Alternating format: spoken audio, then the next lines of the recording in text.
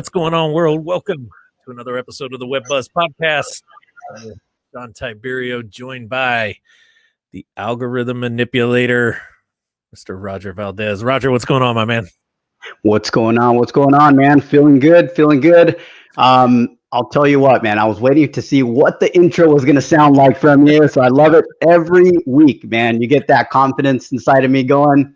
And I'll tell you what, this week's a little more. I know now it's been a little over a week since I personally attended your mastermind, your event, Unleash the Inner Lion, just dropping a little bit of information there about your event. Right, but I'm going to tell you what, man. I got to thank you, man. Payment out for that. I got to thank you because for whatever reason, took a little bit to process. But today, I mean, like I said, it's been a little over a week. Got to process a little bit. I'm ready to go, man. I'm pumped. I love it.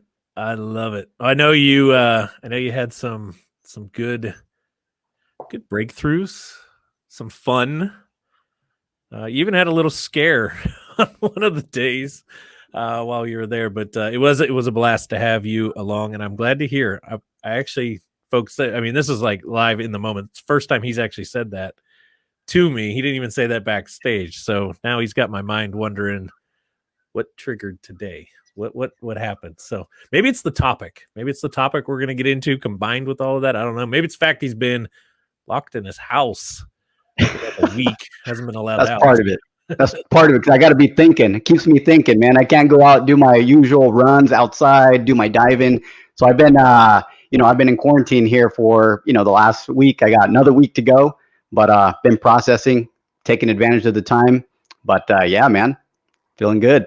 Awesome. Well, I love it, and I'm glad to have you here with us today. And for all of you guys out there joining us live in the moment, do us a favor, throw a little comment down in the comment box. Tell us hello. Throw a little thumbs up, heart, whatever the case. Just let us know you're here. Let us know how your day is going, because Roger and I are about to get deep into a topic that I think is going to spark a few weeks worth of some massive gold bars getting thrown down. I don't know. This is a topic that our team's been doing some research around, and they threw it in front of us. And as soon as Roger and I started to dive into it, it was like, man, this is like on the spot. And I think it's because it's around this topic. Before we even get into the points or everything, let me ask you this, Roger. How important is local marketing in 2021? Local digital marketing in 2021. What's your thoughts on that? Yeah, I mean, if it was 2018, right? Something before 2019, my answer would be completely different, right?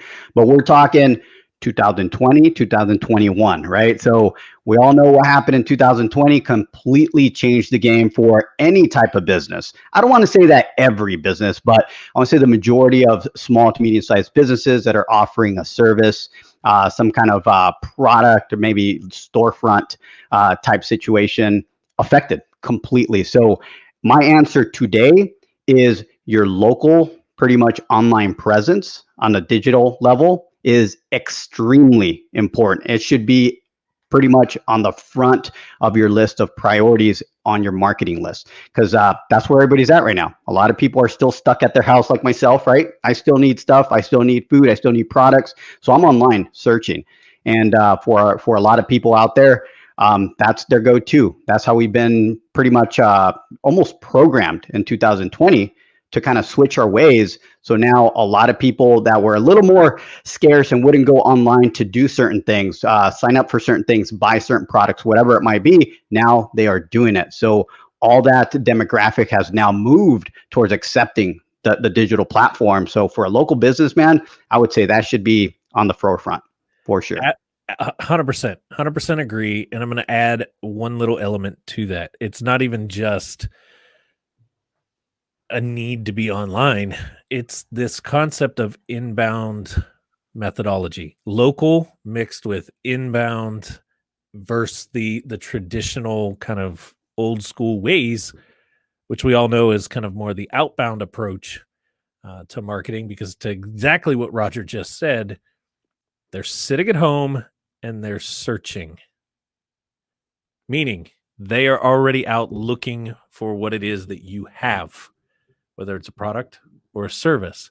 It's your job now to bring them in, not go out and search for them. They're searching, they're doing all the heavy lifting. You just got to show up in where they're searching at, or what it is that they're searching for, if that is what you provide, right? If that's your product or service, which is going to lead us into a handful of different points as to how do you build this localized inbound methodology. But I think before we go into that, let's just kind of recap and recover. I know we've done some past episodes on the inbound methodology. What does it look like? At the end of the day, let's sum it up. Super simple. There's a handful of elements to it, but at the end of the day, it's this. It's attract, awareness, basically. Attract people into you, engage with them, and delight them. Attract them, engage with them, and then delight. That delight stage, we just did an episode last week on how you can really capitalize on the delight stage and really turn that into a very powerful element of your wheel. Inbound is that. It's a wheel. Take those three kind of spokes on there, and the faster you can attract, the faster you can engage, and the faster that you can delight, the faster that wheel moves. The better you delight, the more you're going to attract. The more you're attracting, the more you're able to engage. The better you engage, better all three just kind of work hand in hand with each other. And when we're doing it localized, right? You're not worrying about trying to attract. If your business services somebody in Fargo, North Dakota, and that's all the only area that you do business, stop worrying about Austin, Texas. Stop worrying about Atlanta, Georgia.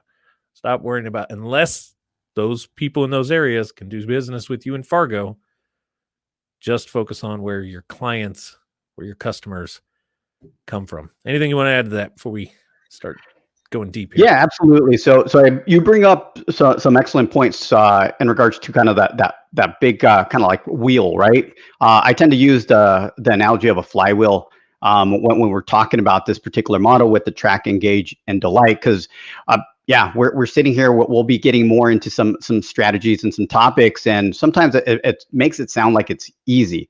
One of the things that I like to kind of point out here before we kind of dive deep into some of this stuff is it is a big, heavy flywheel, but like a big, heavy flywheel, it takes some momentum, right? Some strength, some effort to get it going. But the good news is once you get it going, it gets easier. That wheel just starts spinning, and eventually it's like no effort. You already have it automated and it keeps going. So that's, I think that was an excellent kind of way to kind of explain as we get into some of these topics, John, but that was a good point that you had there. Well, I think I think it's time for, you know what?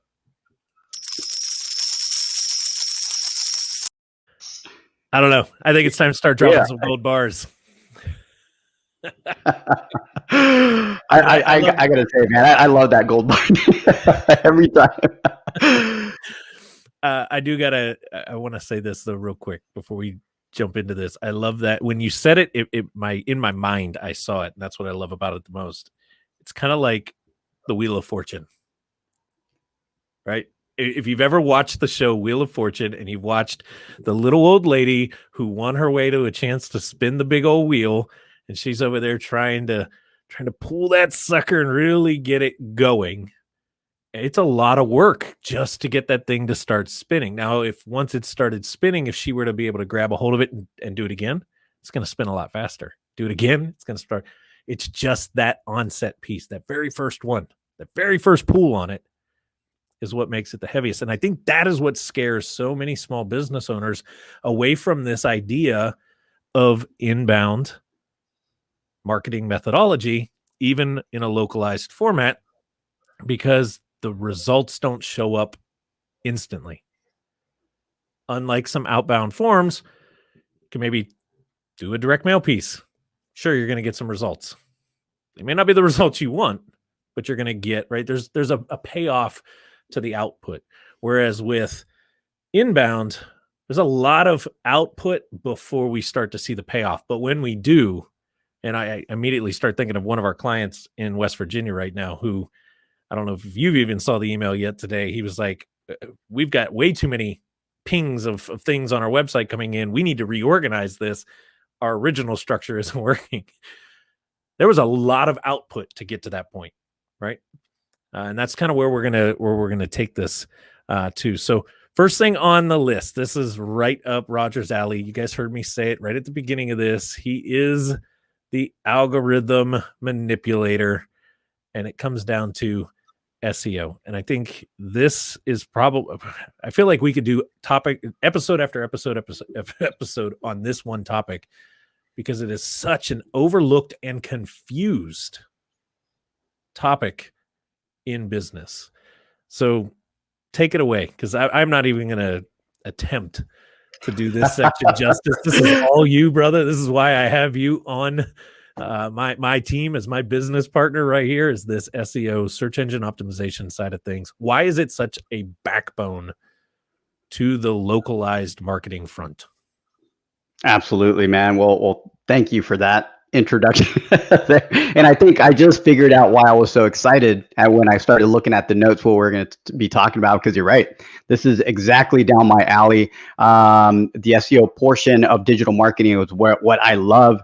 And one of the things that I love about it is that it's free, right? It's something that you can actually control your destination, where your actual website is going based on the effort you put out. Right. So SEO, it's a deep subject. And that's why Sean mentions we can literally have episode after episode, because it is so deep. So I'll try to kind of keep it very surface, give a couple tips and tricks, things like that, on why it's important, what you should be doing, what you should be looking for on your particular platform and websites. So SEO, why is it important? Because it starts with keyword research. I cannot stress it enough.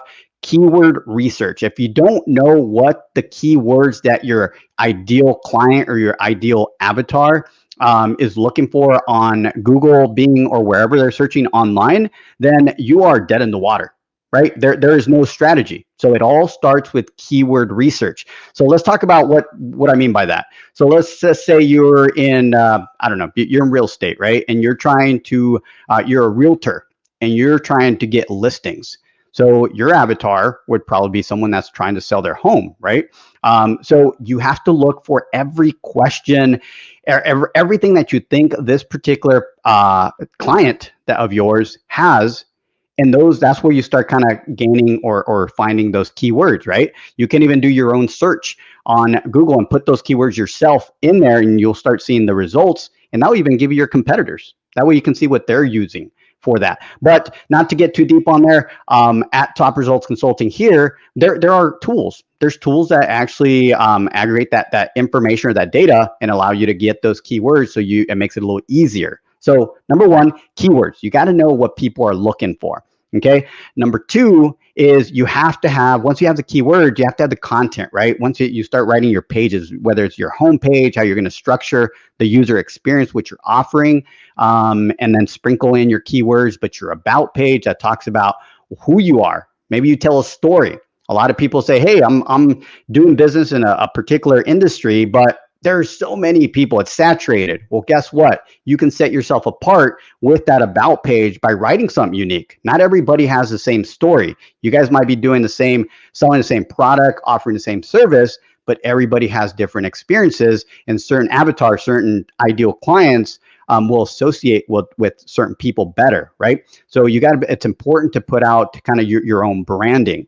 And then the other things is you're answering a lot of questions, right, about your services. So your services pages cannot be one sentence and a picture, right?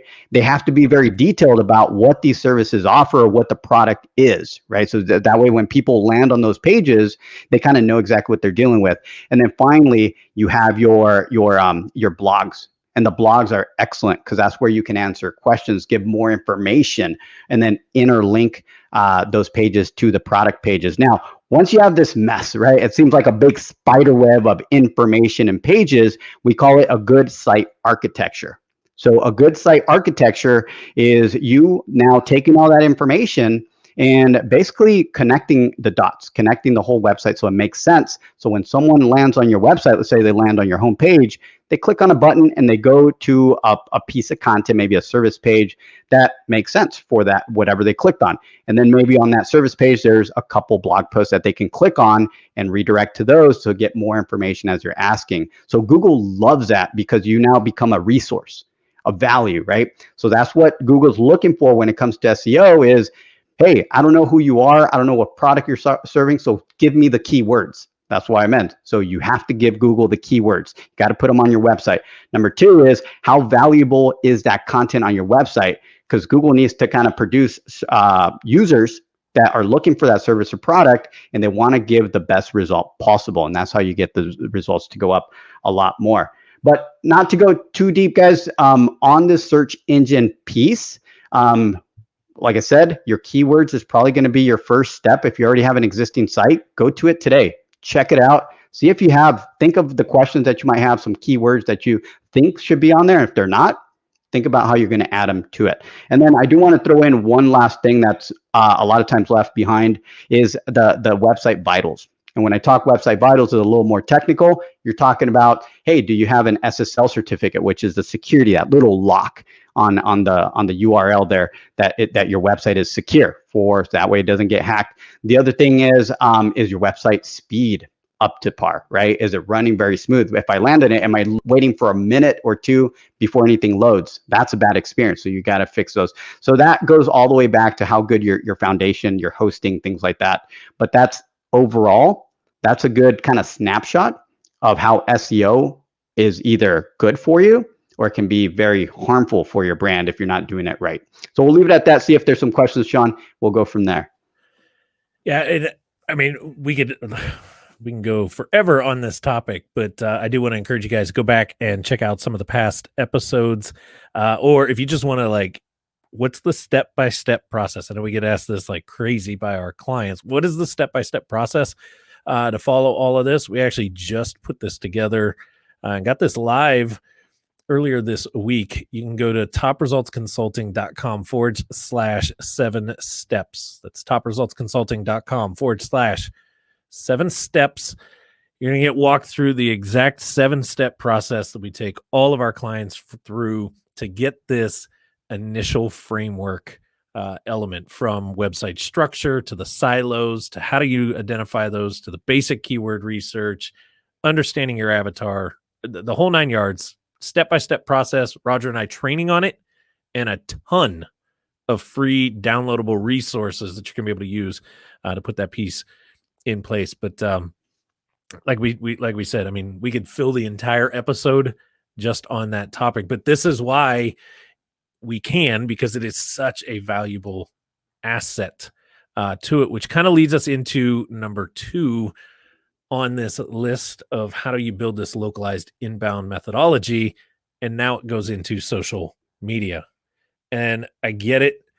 Social media, a lot of people cringe because, listen, I'm trying to build a business. I'm a business owner, or I'm an entrepreneur. I really don't have the time to be spending on social platforms. And I'm right there with you. However, social media is it is a must. You must have it. To Roger's point just a little bit ago, they're locked up in their homes, or even let's just get rid of COVID, right? Let's just say, I know a lot of people would love for that to really happen. Let's just get rid of COVID. COVID doesn't exist anymore. We can't use that as the excuse on why you need to do this. People still, they don't know who you are. The first element of an inbound structure is attract, or them becoming aware. Well, if you're just aware of a product or a service, the first thing you're going to want to do, and I know, Roger, you've said this a number of times, you do this like crazy, you go look them up. You're going to look them up online. You're going to look them up on social. You're going to check out YouTube if they've got some YouTube stuff out there. You're not just looking for reviews. You're looking for stuff, right? You're trying to educate yourself on who this company is, who this product or brand or service is. Social's the place. Everybody is on social media, whether they say they're not, or they openly admit that they are. They're on it. So having at the bare minimum. And again, we can do an entire episode. We've done past episodes on this topic. Go back and check those out. But at the bare minimum, having a basic awareness campaign going on a routine and regular basis on social media, hands down must. 3 days a week, 5 days a week, something of that sort, where it's at least building awareness around the brand. Obviously, we can go a lot more detail. We can get a little bit more advanced on it. Anything you want to kind of chime in and add there on that piece, Roger?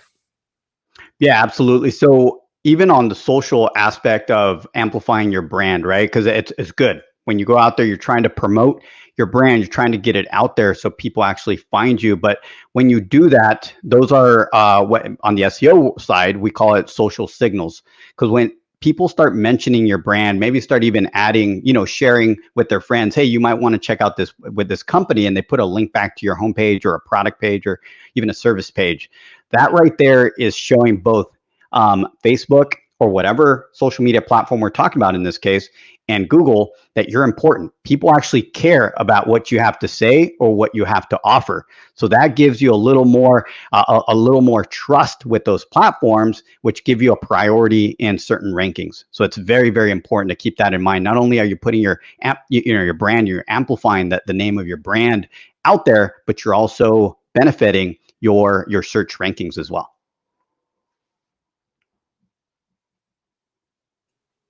Absolutely. I had myself muted there for a second and I couldn't get my mouse to get over there and unmute. You got to charge those batteries, buddy. I think it's the tabletop. The mouse didn't want to function on it, but absolutely. So moving into number 3, and this one right here, folks, if you're taking notes, if you're watching this later, turn off all the distractions and pay attention, because we're about to throw a monkey wrench that I think a lot of people shy away from, and they don't see it as an element of an inbound structure. And that is pay-per-click or ads, right? Paying for ads. And before we even get into the why of pay-per-click or any of that stuff, there's really only 2 ways to get traffic. Digital marketing is all about eyeballs. It's all about the awareness and engagement piece of things. And to engage with somebody, you've got to get their attention. You've got to get eyeballs onto your stuff. Blog article, social post, driving them over to it, whatever it might be. Somehow we've got to get them to our resource. In this case, it's the website, right? There's only 2 ways to get the traffic. That is doing what Roger just talked a little bit about, the SEO side of things. That's the free way. That's the organic way. It's also the long game. It's always going to be an element. You're always going to be working that process. Maybe even hit on this here in a second, Roger. It's not a do it for a couple months and then walk away from it. The only other way to get eyeballs onto your stuff and do it really fast is pay for the traffic. And that's where pay-per-click, the ads, come in. But there are some nuances that I think some people overlook and don't pay attention to. And we can get into that here in a second. But pay-per-click is a monstrous piece to your inbound, because I go back to what I was saying earlier. They're searching. You want to show up in what they're searching for. Well, it's going to take a little bit of time to organically rank for that, but I can buy the keywords basically that I need to show up for my client, what they're searching for, in the form of this pay-per-click strategy. But maybe talk a little bit to some of the nuances that come in, and more importantly, why is SEO, the organic side, so important in the pay-per-click strategy as well? Yeah, absolutely. So there's 2 sides, right? There's always a positive side and a negative side that you got to be aware of and watch out for when it comes to any strategy. So with pay-per-click, I actually I'll be honest right there. Maybe 2-3 years ago, I was all about SEO, and I've become now at this point become a pretty well-rounded marketer, where I think there is a spot and a place for all these strategies, especially if you use them all together at the right time, depending on the campaign that you're running. But for pay-per-click, it's great because I talked about SEO and the keywords. Well, to Sean's point, with pay-per-click, you can literally buy and bid say there's a very important keyword, and we already know because you did the research, you know that that particular keyword in your industry has a lot of search. It's very popular. Your ideal client is searching, and it gives you, the platform on Google even gives you the number that it has a lot of traffic, so you want to go after it. So you can bid on that. And if you do well and you have a page on your website, whether you have a landing page that's specific to that campaign, so the traffic goes there, or you're just driving them to your homepage, that's fine. But you buy that keyword, and it actually, when someone types that into Google, your page will rank on the top. Now, let's talk about a little bit of the SERP results, or the search engine results, what that looks like. So what I mean by pay-per-click is do a search today, right now, it doesn't matter. And what you're going to see at the very top of any search result, if somebody is paying for that keyword, is ads. And the first result will have a little icon that says ads. So those are the pay-per-click ads. They paid to be there. Now, does that mean they're the most important, they're the most valuable, they're the go-to? Absolutely not. That's the key. They literally paid to be there. Now, there's some big players, some big companies, and some good companies, even not even big companies, but good companies in a certain industry, and they do pay-per-click to make sure that they get those clicks on the top, and that's fine. But what we've seen, and there was a big trend, I'm going to say probably 1-2 years ago, where a lot of people were building just one-page websites very, very fast and paying and bidding on these keywords and basically not adding any value. They're playing the numbers game, right? They're just putting a page up there and basically bidding on keywords and getting all the traffic and doing very well. The problem is that people got smart. And now what people are doing is what we talked about just a little bit ago, where now they're researching the company. So that's a problem. If you only have a one-page website and you're basically basing your entire campaign off of that one page, and most of your ideal clients that go there and want to do business with you, but they want to know a little more about you, and you don't have that information, you lose them. And basically, to another episode or another meeting that we had, Sean used a really good example. It's like you literally prime that person up for your competitor. So you got them all excited. They're ready to go. What they're going to do, they're going to click on the next link. And your competitor will get that sale or service, job or whatever it might be. So that's awesome. So my takeaway for you on this spot right here is that pay-per-click and bidding on keywords is awesome. It's a great strategy, but it's a better strategy if you go and do the foundational pieces first, meaning get a good website, do your SEO, your standard SEO, make sure you have the good content, do a social media campaign so you amplify your brand on social media and you exist, then run your PPC campaigns, which is your pay-per-click campaigns. And when someone lands on your website or your landing page and they're like, man, I want to do business with these people, and they start researching you, they'll find you on the website. There's a lot of information. They'll find you on social media. Now they're excited, and now they'll be more enticed to get a hold of you and try to talk out a deal or whatever it might be that your industry is offering. So hopefully that kind of helps out there. No, it does. And I think that is a killer point. I hope people were picking up what you just threw down there. Killer point when you said, go do the foundations first, right? Go get the website, get good content on it, get the basics of SEO in place, get a good, solid social element happening before adding this piece of pay-per-click into it. Because the way I've always looked at pay-per-click is it's like a garden hose. I can turn on the water on a garden hose and water's going to come out. And I also have control over how much water, right? How much and how fast, basically. If I want a little water to come out, I just open the valve a hair. If I want a lot of water coming out, I open that valve all the way up. And pay-per-click's that same way, because it's just about turning on the faucet, turning on that water hose of traffic. Do I want a little bit? I put a little bit of money towards it. I want a lot of traffic? I put a lot of money towards it. And I'm going to get the eyeballs. The problem is whether you're getting a little bit or a lot of eyeballs coming to it, and you don't have, to Roger's point, that foundational piece, a solid website, good solid content, good solid social.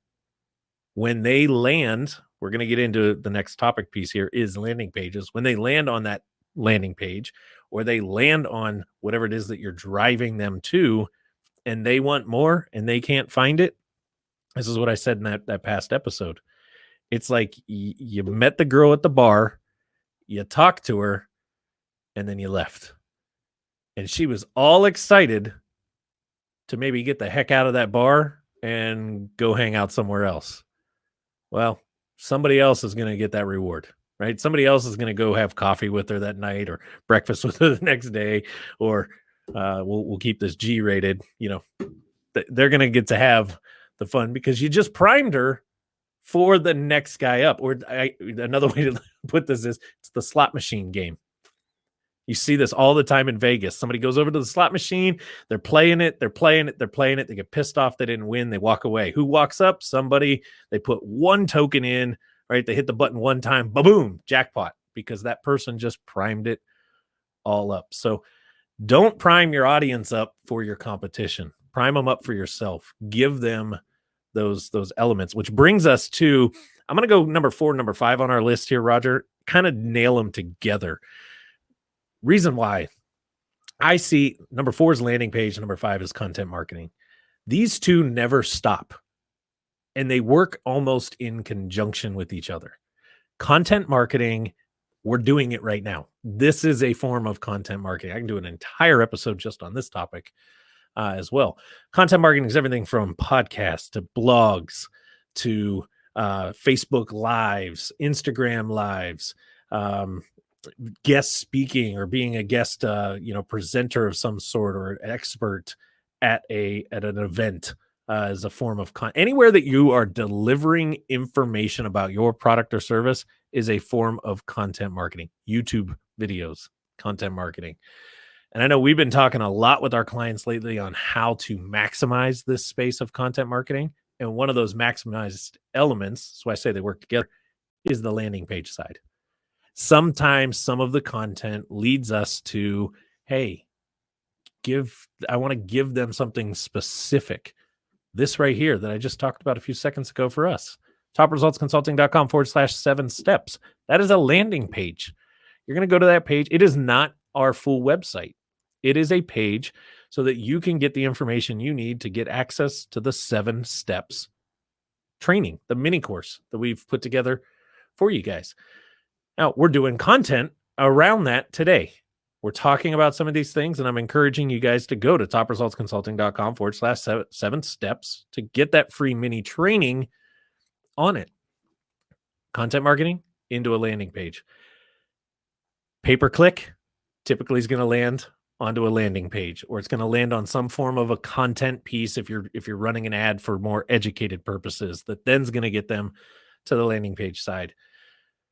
So in my mind, it's like all of these are just kind of wrapping together. They work hand in hand. I don't really think you can have a strategy of just content without a landing page, or have landing pages without a strategy of content fueling them. Thoughts on that? Yeah, absolutely. The content marketing is huge. You got to amplify that message, right? Whatever it might be, the service, the topic, whatever it might be, you got to put it out there that you're the expert, and then drive that traffic back to these landing pages. So one of the things that I do want to point out that's very important when we talk landing pages, and just kind of going back one more step to the pay-per-click part of things, is that those landing pages, great, you got one out there and you're driving some paid traffic, right? Some PPC ads over to this paid to this landing page. But it's a waste of money if you also don't have them optimized for that particular ideal client, right? Meaning you don't have the correct call to actions. So if you have a landing page, it's very minimal, right? It's very minimal, meaning you don't have a lot of information. You're expecting someone to just give you their information. Maybe you just have a form, maybe a title and a form, and you just want someone to do that. So that's sometimes a turnoff for the visitor that lands on your landing page. So a lot of times that we look at landing pages and how we design them, how we coach to design them, is you got to make sure that you have a little bit of beefed up information, some value, right? Before you ask for some information from them. So those landing pages are educational pieces as well. And you got to make sure that you actually fill them with some value, and then you ask for whatever it is, whether it's a product, that they're trying to buy, or a service or whatnot. But another piece that I want to kind of point out around the landing page spot is that it is true that it should be kind of like minimalized to a certain extent, where you're not interrupting that visitor with other stuff. For example, other pages on your website, maybe the navigation bar, right? So it is important to have it very minimal, to the point, to whatever the campaign is trying to talk about. But that doesn't mean you can't then send them somewhere else after they opt in. So say it is an opt-in form. You're trying to get some opt-ins for whatever it might be.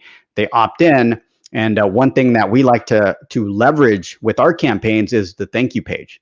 So when you actually have a landing page, a good strategy and a good funnel to kind of take the most out of this traffic that you're paying for, or even if you're running kind of like SEO on it, is to then optimize your thank you page. So the thank you page should not just say, thank you for opting in, we'll be in contact soon. It should actually say, thank you for opting in. Let me try to introduce you to a couple more pieces of content that you might be interested as well. That way you keep moving the needle with that particular visitor. And then what that does is it increases the trust. And that client would be more enticed to do business with you because they continue to learn from you.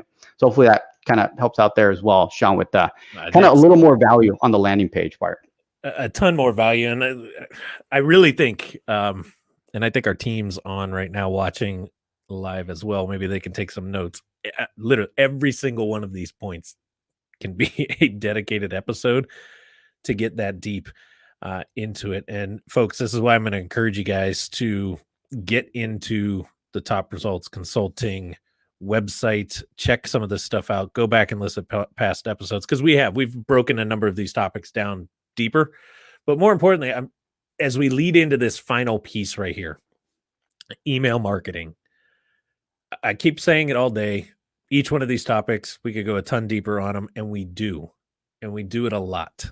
And something that we've been doing a ton of lately is leveraging the email marketing side as a continual value add, a continual educated piece for those in the TRC database. And all of this that we've been talking about, great SEO, good social structure, pay-per-click, getting them to a landing page, having a bunch of content out there, you're going to drum up interest. You're going to drum up people that are curious about your business, your brand, your product, your service. Without throwing too many stats around or getting into more of a detailed training here, 97% of the people that see, hear, or learn about your stuff are not ready today, but they will be ready in time. And what moves them from not ready to ready is education. It's value. It's more information. How do you do that? Yes, continually putting content out there, continually building separate landing pages, continually driving traffic to the place that you want it. But you've already attracted them once, getting them into your ecosystem, getting them into your email inboxes, right? Getting them into that email list where you now have people who are saying, hey, Sean, Roger, I love what you guys are talking about and what Top Results stands for. I want to know more on how you can help me in my business. I want to know how I can do this deeper or how I can do this better.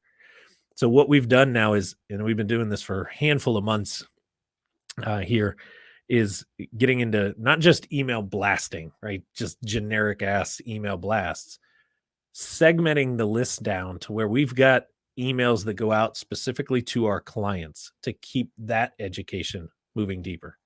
Stuff that Roger and I talk about on our training calls, taking it deeper via email, pushing more resources out to them, so on and so forth. And we also hit our database in a different element, those that are not working with us. I can even take our database and go down to those that have said, hey, I'm interested in what I would consider more of a qualified lead, somebody that is closer to buying than this list over here. And I can send two totally different messages out depending on where they're at. That ability in your business, being able to push that ongoing message via email, it is the most valuable asset your business can ever own, next to probably your domain. Roger and I could probably debate that. What's more valuable, the domain or the database of people? But I think it might be a toss up on that one. But thoughts on that? I'm going to lean towards the list. I think I'm going to lean towards the list, because we can always change the name of our company and use the same list. So exactly. I'm going to go with the list, I think. But domains are very popular, are very important as well. They are, but I Um, want to make a note, folks. It's on live and it's recorded. I will always have that on him that he cited on the side of email marketing over a web domain.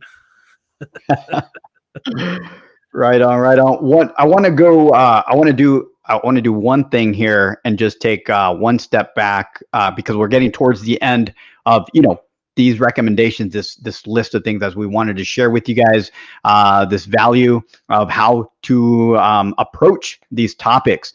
But one thing, this particular podcast today, this episode was about local, right? Local businesses.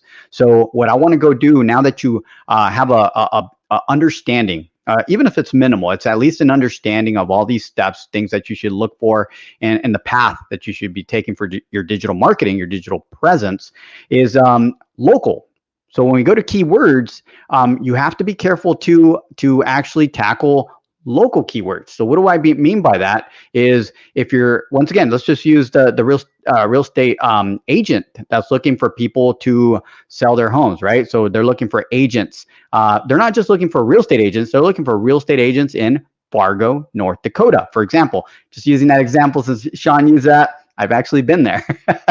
But that is a great keyword because if you go too broad and you use the keyword real estate agents and you just kind of, hey, I'm a real estate agent in Fargo, North Dakota, but on your website, it does not say that. It just says real estate agent. And you have very different variations of that just broad keyword or broad subject, then you're competing with the rest of the country, right? So Google doesn't know exactly where you're located. So it's very important to tackle those local keywords.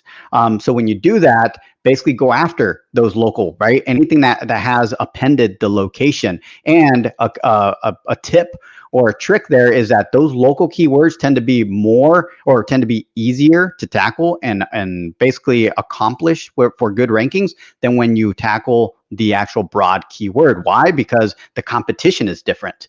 So the competition is going to be very different when someone types in real estate agent in North Dakota, right? Than someone just saying real estate agent and you're competing with all the agents nationwide. So that's a good point that I want to kind of bring up. Keep it local, and on your websites, make sure you're mentioning where you're located. I think a piece to add to that real fast, even if you're a national brand, right? Even if you're a business that does business all over the country, there is value, and I'm going to open up a whole can of worms for him to go down now. There is value in having location-based elements to your website for every single area that you do business. Now, obviously, there's a strategy to that. There's a way to roll that out. You're not just going to go and start making pages for every single town in the United States. But there is a valuable piece as to why in time that would be the direction that you want to go. But I also think there's a piece, and I think it's something that's not on the list that you and I were talking about backstage. Correct me if I'm wrong.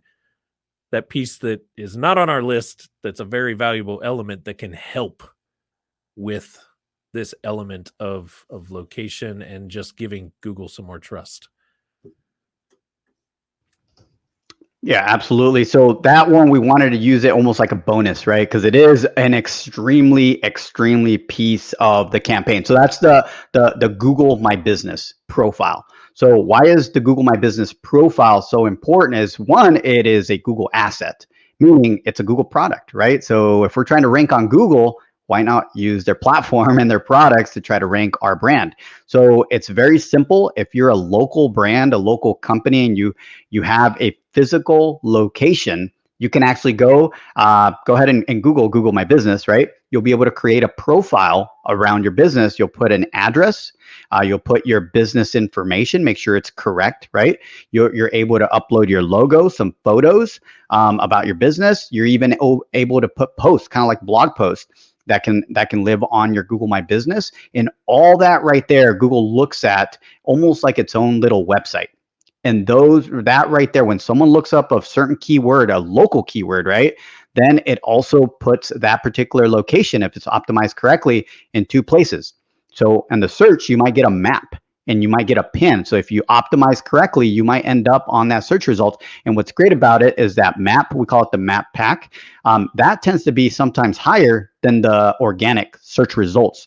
Search results, organic search results sometimes start after that. So that's very important. And the one that's optimized the most sometimes even gets the sidebar appearance. So it's all about real estate. It's all about getting the most real estate on that search result. And the Google My Business is an excellent way for local businesses to get some traction on some of these rankings. And that's a whole other strategy that I think maybe next week we dive deeper into that piece. I don't know. We'll leave it out there. Those that are watching this right now, throw it in the comments if you want us to go deeper into the entire Google My Business strategy. And those that watch this later on the replay, let us know as well. Shoot us a message or whatnot, because we are about out of time for today. Anything you want to throw at them before we sign off?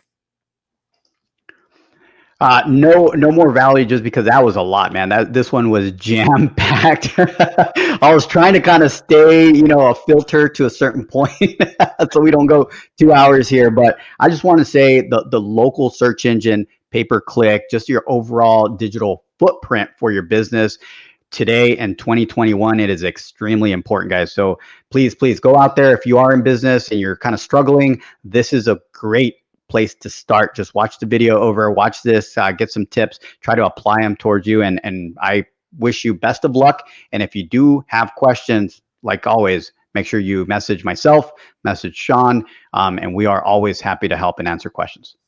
Absolutely. If you have a topic idea, another episode that you'd love for us to maybe go deeper into, or just something that you haven't heard us talk about yet that you want us to talk about, don't hesitate. Send us a message. Throw it over at Top Results Consulting on Facebook, Instagram. Heck, just email support@topresultsconsulting.com. Throw it in there. It'll get to Roger and I. You can message Roger and I directly on Facebook and Instagram as well. We finally did get Roger on Instagram, so go hit him up over there. So he has to learn how to use the platform. But as we were talking about earlier as well, a new free mini course training out there for you guys. It'll take you basically from zero to hero in your foundational elements, all the stuff that we talked about earlier in this episode. It's kind of the step-by-step process, hand-holding, all the resources you need, exactly what we do with our clients. topresultsconsulting.com/7 steps.